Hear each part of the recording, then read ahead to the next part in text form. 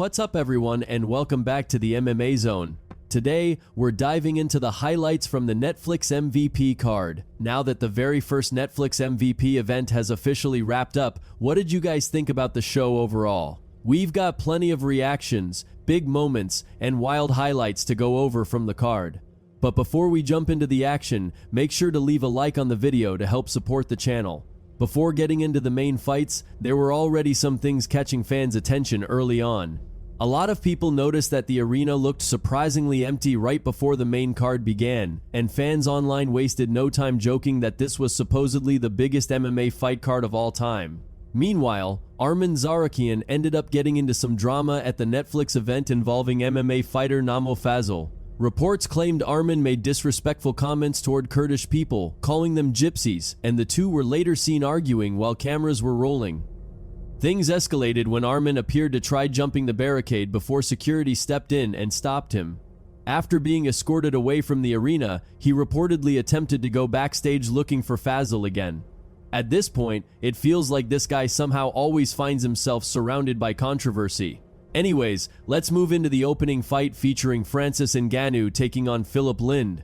Coming into this matchup, Ngannou weighed in a massive 37 pounds heavier than Lind, so naturally fans were wondering if that size advantage would play a major role in the fight. Right from the opening round, Francis came out aggressive. He mixed in heavy kicks early and even threatened the guillotine choke before eventually bringing the fight to the ground, where he controlled most of the action from the top position. Before the fight had even reached the halfway mark, Lind was already busted open from the damage Francis was landing. Then, with less than a minute left in round one, Ngannou blasted him with a brutal left hand that instantly shut the lights out. After the knockout, Francis turned his attention toward Jon Jones, who happened to be part of the broadcast team during the event. Ngannou said Jones should be watching him closely and learning. As long as he has one hand on the ground, Lyoto can't kick him. Can't kick him in the face. Later responded to the collapse. Black trunks for the champion. Red trunks for the UFC contract first. He explained that Dana White likely has no interest in doing business with Francis again, so if the fight ever happens, it would probably need to be through MVP. He also admitted that getting released from the UFC deal would be the hardest part of making the matchup a reality. As expected, the MMA community immediately reacted to the knockout. Derek Brunson wrote that with Francis, it only takes one shot and there's no need for follow-up punches. The MMA guru called it a brutal first-round knockout over what he described as a sacrificial lamb in Philip Lind, but he still gave Lind credit for showing no fear and landing shots of his own before getting caught. Ariel Helwani also reacted by simply posting about Francis knocking out Lind in round one. Mike Perry started off the fight throwing elbows, but then they went to the ground where Nate almost got a submission, but nothing came of it. Then the fight went back to the feet. Perry was constantly applying pressure, and Diaz seemed gassed in the first round, but he stepped it up near the end of the round. In the second, Perry continued by applying the same pressure and kept hitting Nate with elbows. At the end of round two, Perry landed a nasty knee, which dropped Diaz, but he got saved by the bell, but the fight was stopped. So with that, back on the Perry feet, got the Perry win. kept applying relentless pressure while Diaz already appeared exhausted in the opening round, although Nate did have a stronger finish toward the end of it. In round two, Perry kept up the exact same pace and continued smashing Diaz with elbows and heavy pressure. Then near the end of the round, Perry landed a nasty knee that dropped Nate badly. Although Diaz was technically saved by the bell, the fight ended up being stopped afterward, giving Mike Perry the victory. Jared Gordon reacted by saying they were going to let Nate die in there. Dylan Danny's mocked Diaz by comparing him to a drunk uncle fighting at a barbecue and called the performance embarrassing, while also joking that Nate would probably use the excuse that he was never truly finished because the fight ended due to cuts. Mike Heck described it as an absolute beating, saying Diaz looked battered and bloody before the doctor stopped the contest after round two. Tom Lawler revealed that legendary Cutman Stitch Duran verbally informed officials that Nate was not going out for another round and praised him heavily for making that decision. Heading into this one, we got some news. Gina revealed that she had officially lost 100 pounds to make weight for and this said fight. Nate Huge was moments congrats away to Gina from for taking doing so. serious With that, long-term let's take a damage look at how if the fight continued. Eric Richter also blasted Diaz's performance, saying he got completely embarrassed and likely cost himself major money in future fights. Finally, we got to the main event between Ronda Rousey and Gina Carano. Leading up to the fight, Gina revealed that she had officially lost 100 pounds in order to make weight for the matchup, which honestly deserves a ton of respect regardless of the result.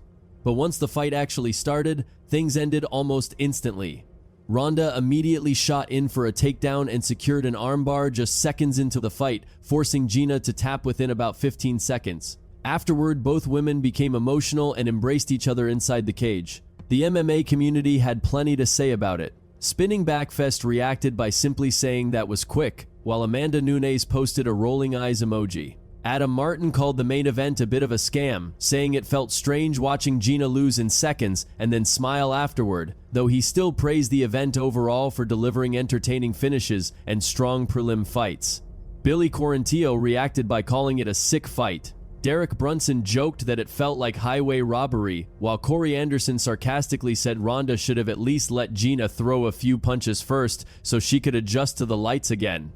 Corey also joked that he would have been furious if he had paid $60 just to watch a 17-second finish after staying up until midnight. Eric Richter called the result embarrassing for Gina Carano, while Alex Behunin simply laughed at how quickly it ended. The MMA guru said he predicted the entire sequence perfectly, explaining that Ronda taking Gina down and instantly armbarring her was exactly how everyone expected it to go. Benny P joked that getting submitted immediately by Ronda still probably wasn't a bad payday for Gina, while Steffi Haynes said the fight had basically turned into a motivational story about Gina losing 100 pounds. Now moving into some UFC updates, all year long fans have been following the story about Conor McGregor becoming the most tested fighter on the entire UFC roster, and with June getting closer, it looks like nobody is catching up anytime soon. Jed Goodman recently shared the newest UFC drug testing numbers on X, revealing that in 2026, a total of 673 fighters had been tested with 1 samples collected overall. As of May 15th, Conor McGregor had reportedly been tested 11 times. The next closest fighters, Basil Hafez and Luis Diaz, Conor's had only been tested 5 times each. Even though he so for anyone struggling with the math there, Conor has been tested 6 more times than the second-place fighters. McGregor has responded to Goodman's testing posts multiple times before, and once again he reacted to the latest numbers by questioning why some fighters apparently have not been tested at all. Even with all the testing, fans still haven't received any official confirmation on when Conor will finally return to the octagon.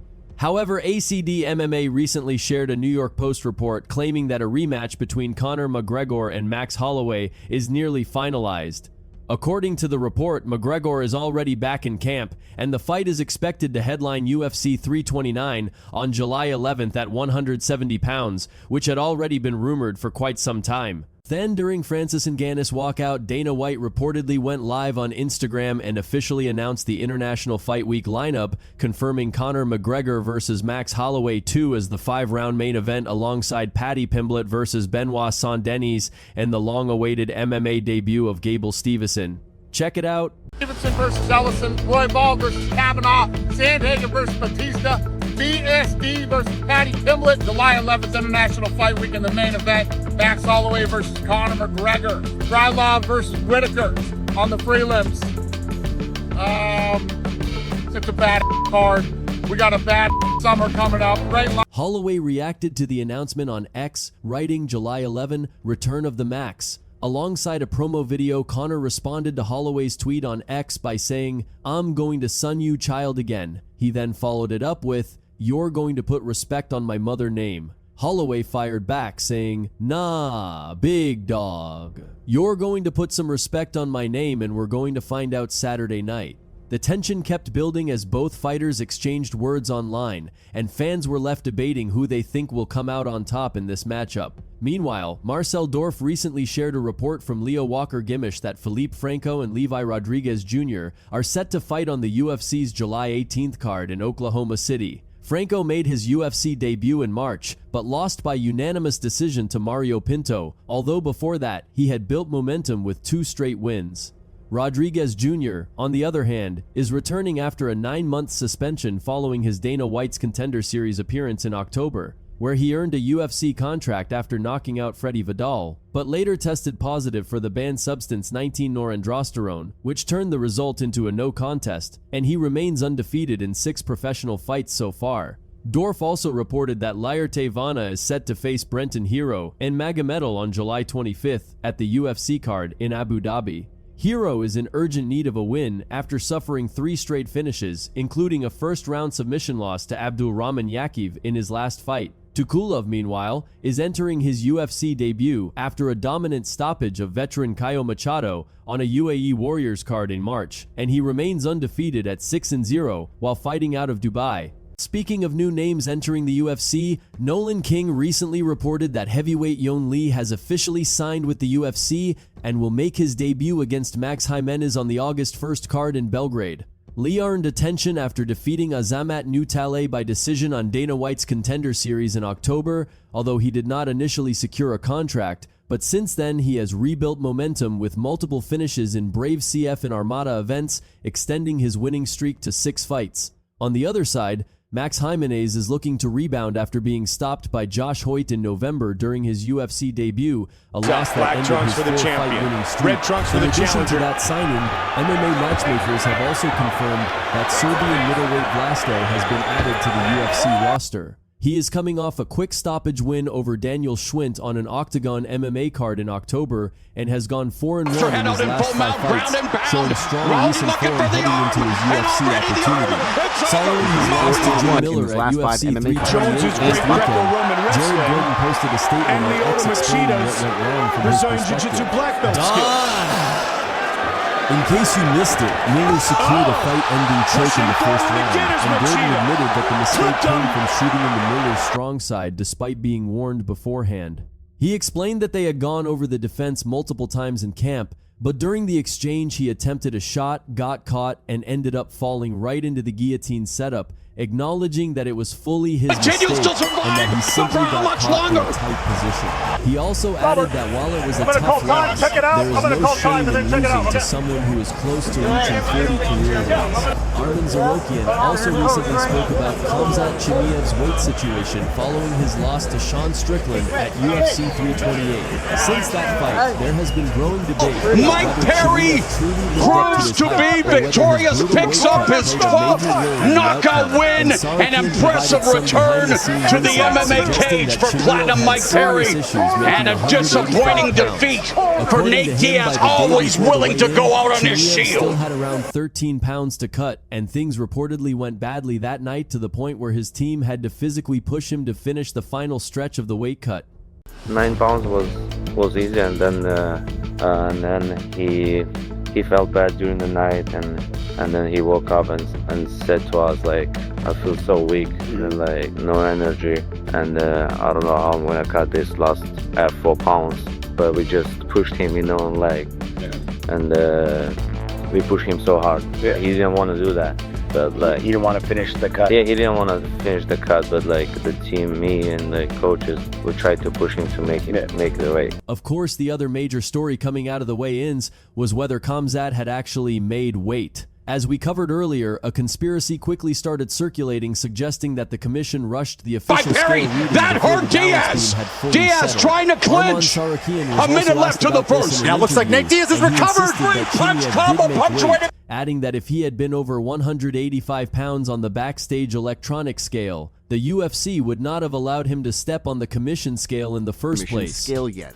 Yeah, a lot of people are saying he didn't make the weight. He made the weight. No, he made the weight because before the official weigh-ins, you go to the one more weigh-in. The UFC check your weigh-in, and he was good there, and then you let you go. If there is a 186 on the automatic scales, you cannot go to the official one. So the ongoing debate is how much Chimaev's weight cut actually impacted his performance.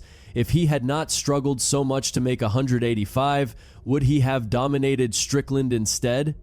After all, during camp, his teammates repeatedly described how Chimaev was running through sparring partners with ease. When Arman Zarokian was asked about it, he echoed a similar view and suggested that the weight cut likely played a major role in Chimaev's loss. That said, Arman also felt that Chimaev should have been declared the winner.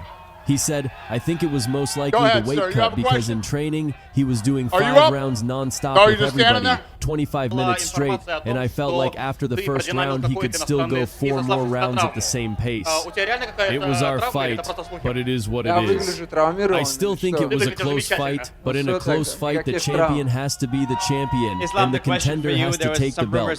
When you win clearly, not in a tied fight where they just give it to the contender. Weight cut issues or not, Arman is not the only one who believes Chimaev may have done enough to win, as even while recently hanging out with Neon, the influencer also suggested that Chimaev might have taken the victory, and here is the clip. Like, if he wasn't a champ, yeah, but like he's a champ, you know how the judges give it to the Sean. It was a like close fight, but like it was very close. The champion got a. What do you? Oh, the chat's saying no. No, Sean? Yeah. They think Sean? Yeah. No, it wasn't like a tie fight, right? Yeah, it should have been draw. No, it should be draw or Hamza, because like when it's like a tie fight, it's like champions like gotta stay. He has the advantage? Yeah.